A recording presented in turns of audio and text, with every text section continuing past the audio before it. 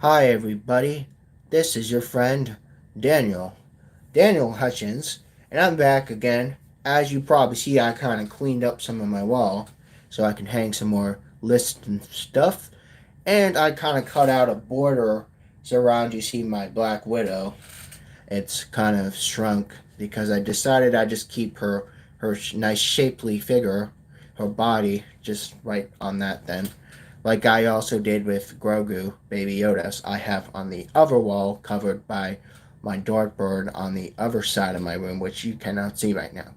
But anyway, we are back on our friends the World Wide Web, and we are going to revisit CBR. Yep, CBR. You know, comic book resources. Okay, so from CBR, comic book resources, we are going to see if we can try to knock out a couple things by doing the live streams from here on YouTube. Okay, everybody, the first thing we're going to talk about is catching up with Daredevil. Since you guys want to know what's going on with Daredevil, but this is more on the comics, the comic book side of Daredevil. Since you guys like this to hear about the comic book side of Daredevil just as much as the live action Daredevil. But this is just going to be the comic book sides of Daredevil. Okay, so new classic Marvel events has now showed a cosmic god now offering down some Daredevil sight, and the hero has refused. This was 38 minutes ago. So a cosmic god has offered Daredevil his sight back, but he has refused to take his sight back.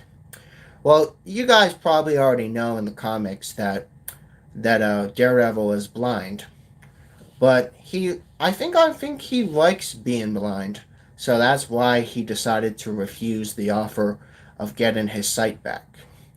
Okay, so this is pretty interesting.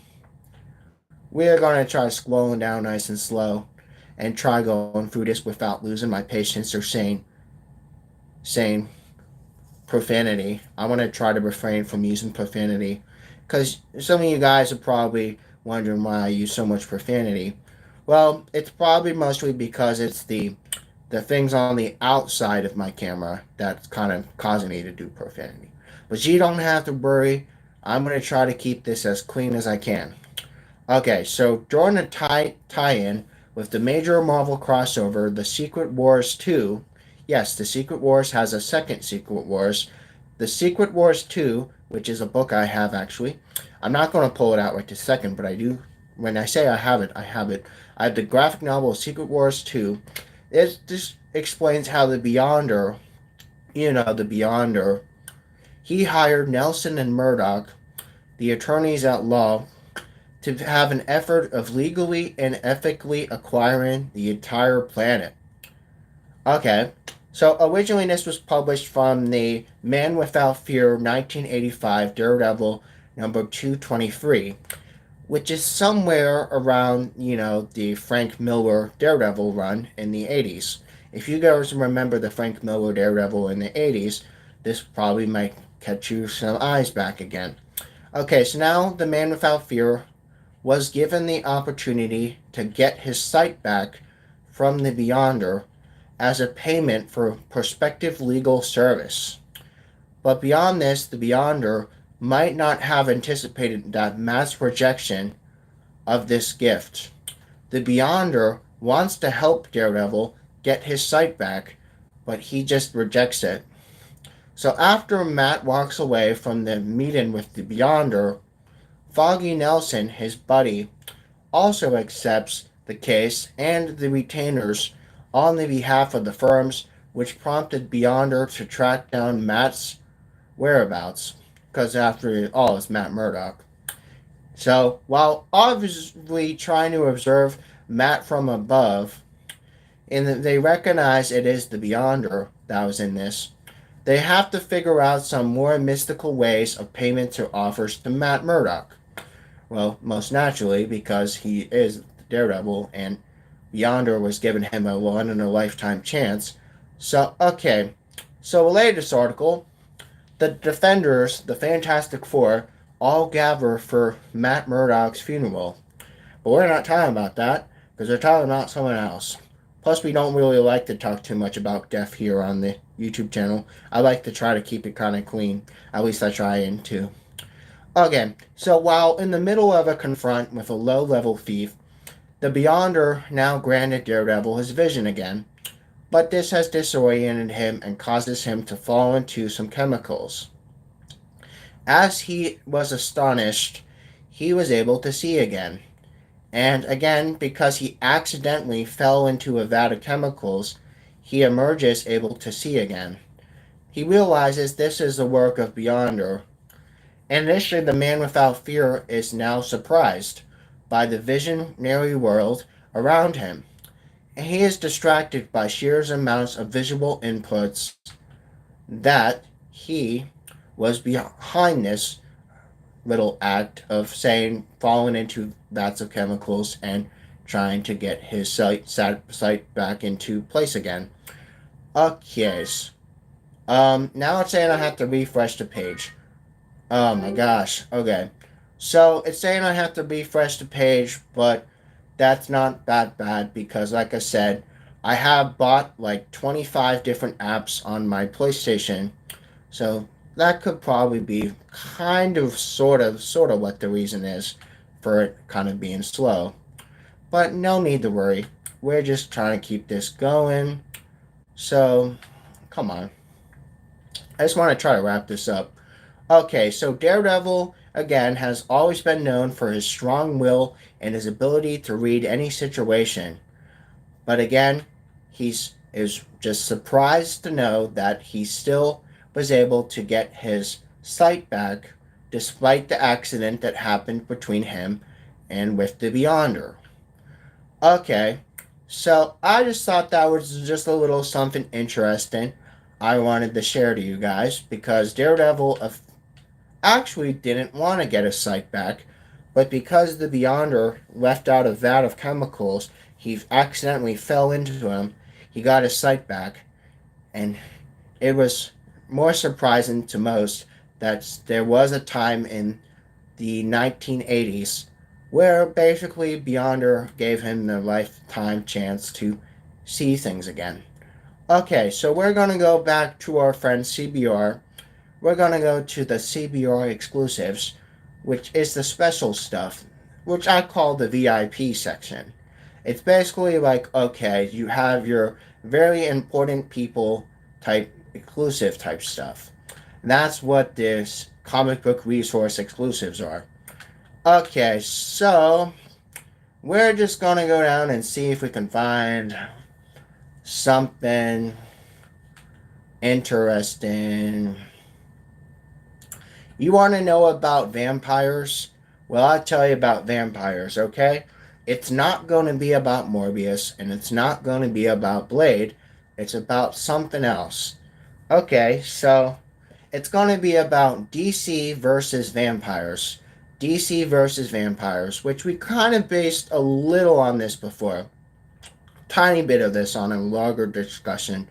But we say DC versus vampires, the hunt number one. The son of Batman is out for blood in the new story in the DC vampire world. DC versus vampires hunt number one. Now this is from yesterday, everybody.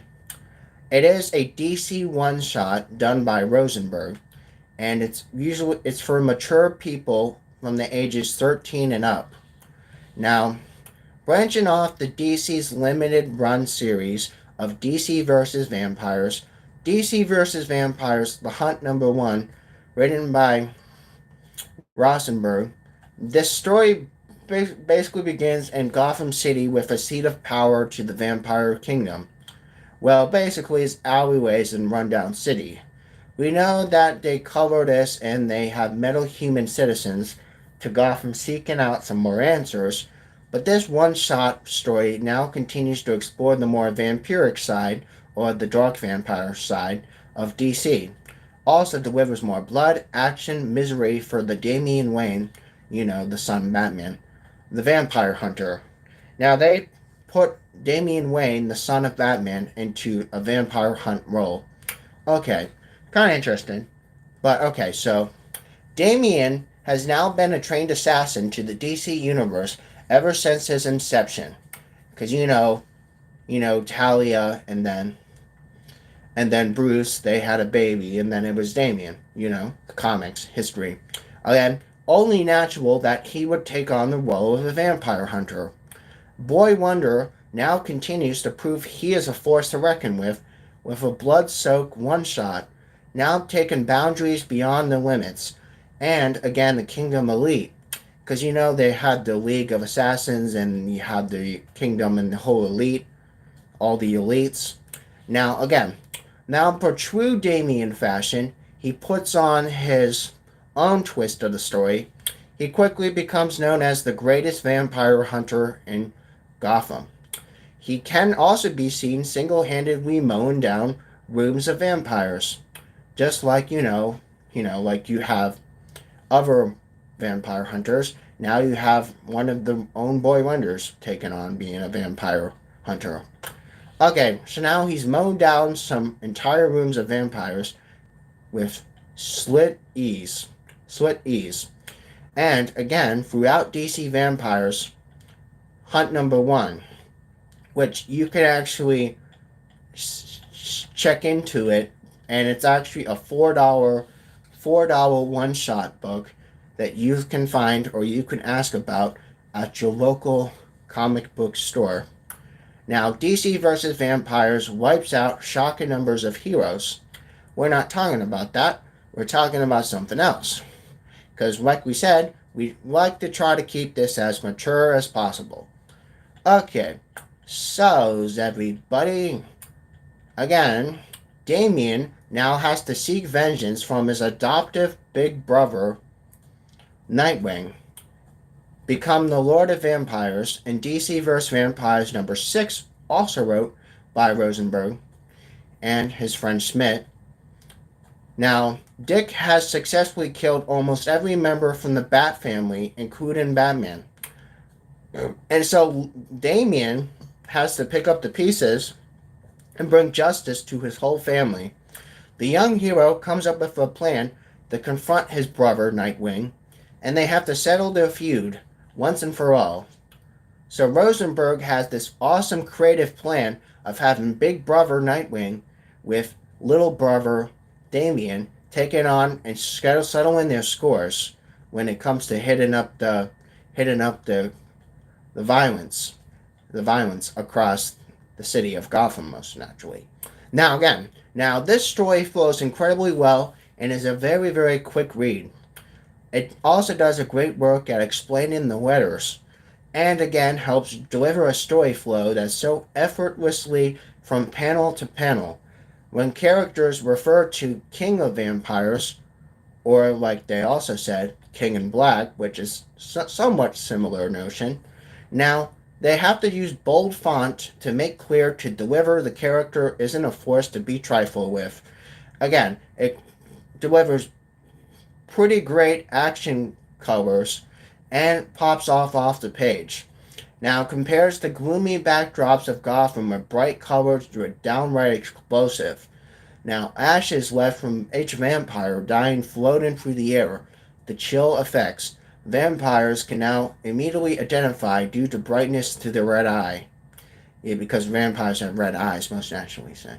Now, their faces are warped and twisted, and monstrous expressions on their face, voiced from their prior selves, add to terrified natures of DC vs. Vampires Hunt number 1. Okay, so again, guys, let me know your thoughts about this, about how they have to have this dynamic between Big Brother Nightwing and Little Brother Damien. How Nightwing, the Big Brother, and Damien, the Little Brother, they have to settle their score, and they have to figure out how to clean up the vampire plague across Gotham.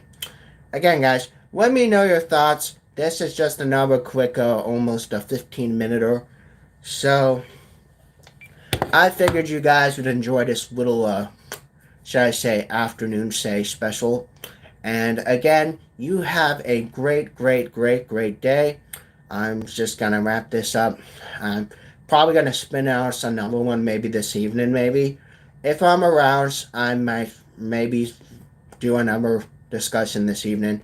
I like to try to keep these pretty short because after all, In my bios to my channel, I like to try to say that I like to try to keep my discussions short, most especially so. But if you've been around for a long time on the channel, you know that I've had longer discussions out before called the mega long article discussions, which I haven't really been doing too many of those, just because the sake to save time, just to save time, to save you guys the stress and having you not have to strain your eyes while you're watching me talk about comic books. That's what I'm trying to do. I'm trying to make sure I deliver great content to y'all so that you guys will have awesome times, and then you can also connect to your buddies and say, hey, I learned this from Daniel today. Hey, I learned that from Daniel today. So that way you kind of get into the feel. You kind of get into a tradition. You kind of get your mindset up and you kind of be like, oh yeah, I'm going to listen to Daniel for a little bit. And then I'm going to show my friends, be like, hey, this is what I learned from Daniel today. That's what I'm trying to deliver here on the YouTube channel, everybody. So again, if you're old or new, please remember, always continue to support the comic book universe, and you have a wonderful, wonderful day. I'll see you around. Bye.